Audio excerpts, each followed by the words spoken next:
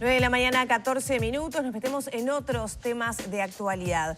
Uno de cada 5 varones que tuvieron relaciones sexuales en el último año afirmó que fue forzado a tener relaciones en algún momento de su vida. Este es uno de los datos que se desprende de un estudio de Facultad de Ciencias Sociales, ONU-SIDA y el Fondo de Población de las Naciones Unidas. Para detallar este estudio y, bueno, cuáles son los datos que arrojó, recibimos a la socióloga Lucía Pérez Chabanó, coordinadora del área de Sociología de Sexualidad de Facultad de Ciencias de la UDELAR, Facultad de Ciencias Sociales de UDELAR. Bienvenida. Buenos días, ¿cómo están? Muy bien. Bueno, hace algunos días vimos estos titulares en la prensa y realmente nos llamó la atención, ¿no? Primero que nada, ¿cuál fue la intención de hacer este estudio en una época donde hay cambios de paradigmas, ¿no? Sí, exactamente. Bueno, en realidad el grupo de investigación sobre sexualidades que integra la Facultad de Ciencias Sociales, la Cátedra de Enfermedades Infecciosas de Facultad de Medicina, y también hemos recorrido diversas investigaciones con apoyo del Fondo de Población de Naciones Unidas y de ONU-SIDA.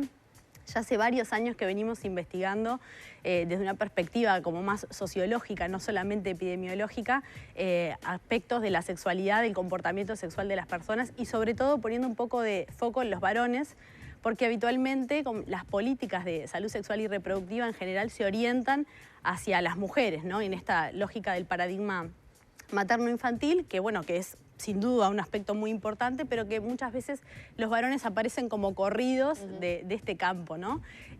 Incluso, bueno, las estadísticas así lo demuestran, ¿no? La última encuesta nacional de adolescencia y juventud también muestran que los varones se acercan mucho menos que las mujeres a los servicios de atención en salud y aún más cuando se trata de temas de sexualidad, ¿no? De salud sexual y reproductiva. Entonces un poco la intención de este estudio, así como otros que lo anteceden, digamos, es bien interesante el proceso, cómo se ha ido construyendo el problema de investigación, si se quiere, porque justamente el objetivo fue generar conocimiento empírico que pudiera ser útil, no solamente para conocer la realidad, en esto que tú decías de cómo van cambiando los paradigmas. Este es un estudio que se centra en varones adolescentes y jóvenes de 15 a 24 años, con este objetivo de poder comprender un poco en qué están en relación con estos temas, con la sexualidad, con esta perspectiva, con esta vocación de que también la política pública, aquella que se orienta en temas de prevención y atención en temas de salud sexual, pueda tener insumos para desarrollar las acciones que se correspondan con la realidad, ¿no? Porque muchas veces, si la política se orienta en un sentido que no está teniendo en cuenta efectivamente qué está pasando, si damos por supuesto montones de elementos, bueno, probablemente no esté llegando a quienes tenga que llegar de la manera que tenga que llegar. Entonces el estudio tiene que ver un poco con eso, con mapear en qué están estos varones y tiene como un componente metodológico interesante. En estudios anteriores se focalizó un poco más en varones que tienen sexo con otros varones y en esta oportunidad la intención fue tomar a los varones, ¿no?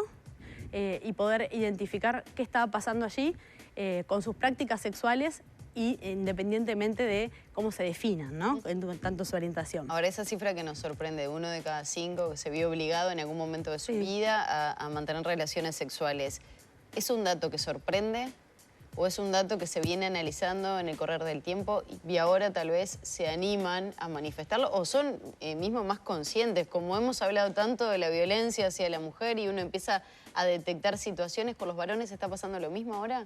Bueno, eso es interesante porque creo que también responde un poco a este cambio de paradigma también y poder empezar a pensar en otras formas de ser varón, ¿no? En otras formas de... También, exactamente. ¿No? En otras formas de transitar la masculinidad y que no haya una masculinidad hegemónica del deber ser. Los varones tienen que ser de tal manera, se tienen que comportar de tal manera. Pueden tener sexo con solamente con mujeres. Ante todo.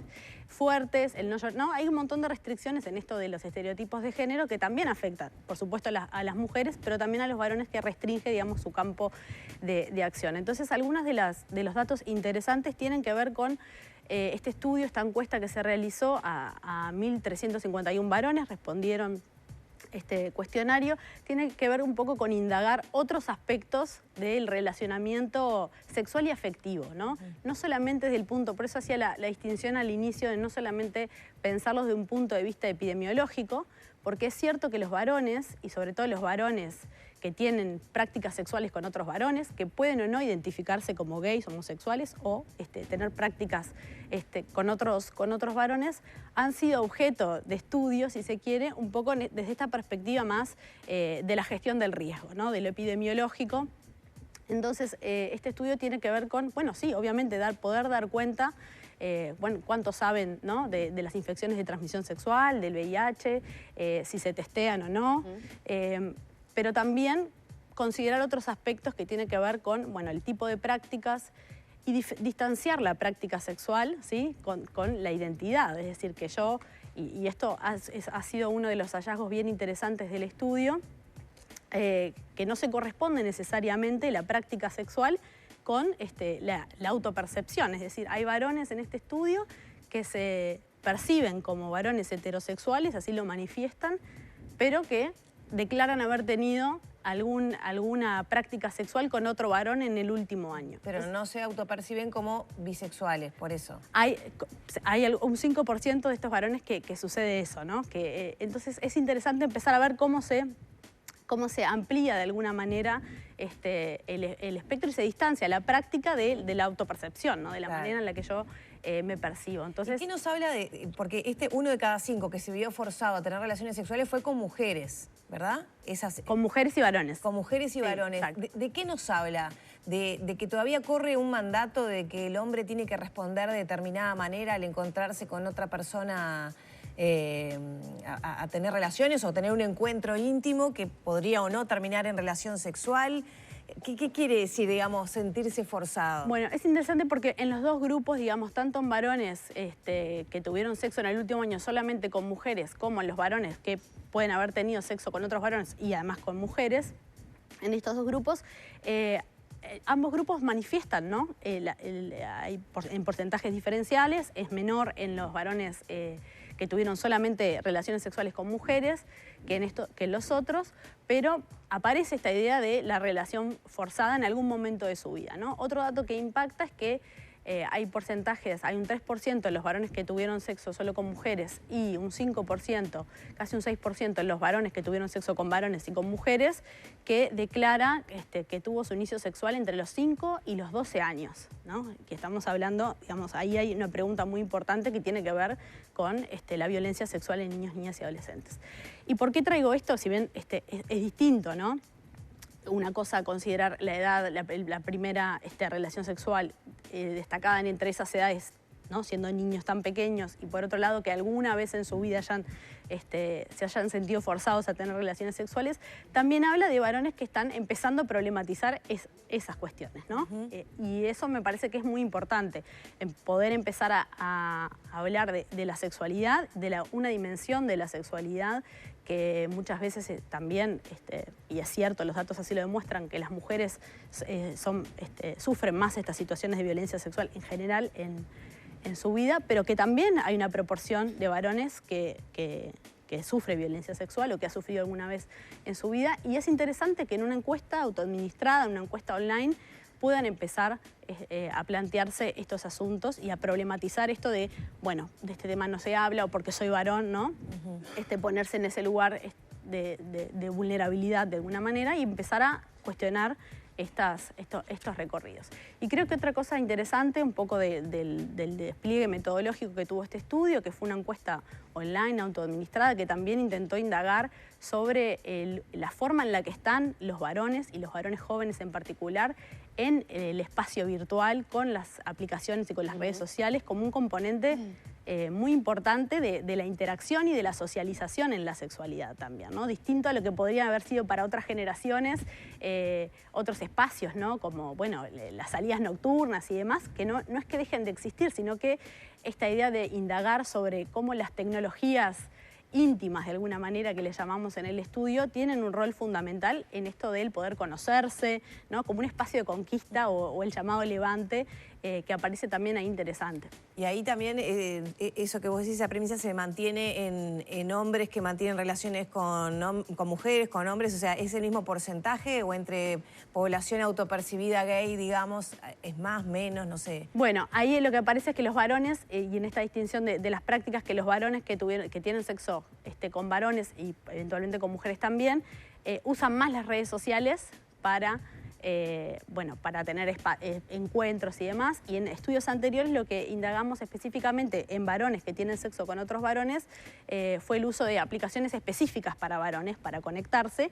Y en ese otro estudio también aparecen cuestiones interesantes de esta distancia entre la práctica y la autopercepción, ¿no? Muchos varones de los que llegamos en este otro estudio anterior, que era de corte más cualitativo, había muchos varones que efectivamente se autopercibían y tenían una vida como heterosexuales, pero que tenían prácticas y encuentros sexuales con otros varones. También en varones jóvenes. Entonces, allí hay... Lucía, hoy mencionaste al pasar la cuestión epidemiológica y también me imagino que preocupa un poco, ¿no?, el porcentaje de contagiados con VIH que surgen a partir de esta información. El 70% son hombres, son varones. Sí.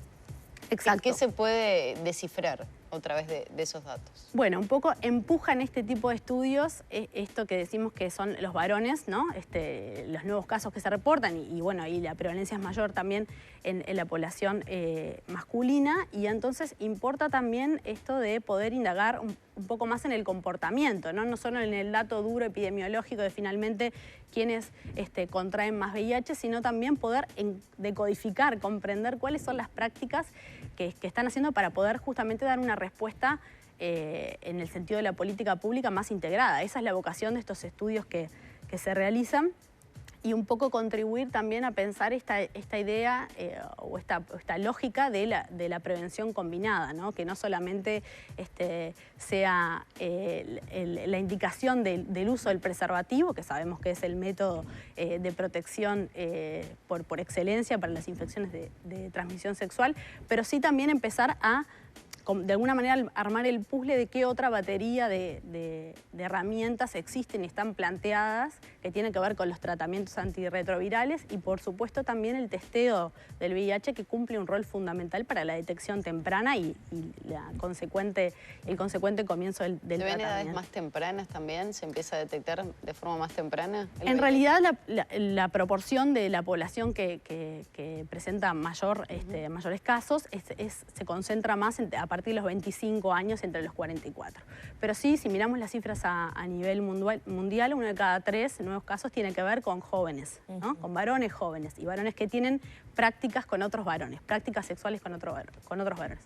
Por eso es tan importante generar conocimiento y evidencia para realmente entender, bueno, por dónde están los hilos, ¿no? Los trazos, en qué lugares están también, ¿no? Nosotros siempre nos preocupa esto de poder no solamente pensar en comprender el asunto, cómo se comporta no solamente la epidemia, sino también las prácticas, sino también entender dónde están estas personas, ¿no? ¿Dónde están los varones jóvenes?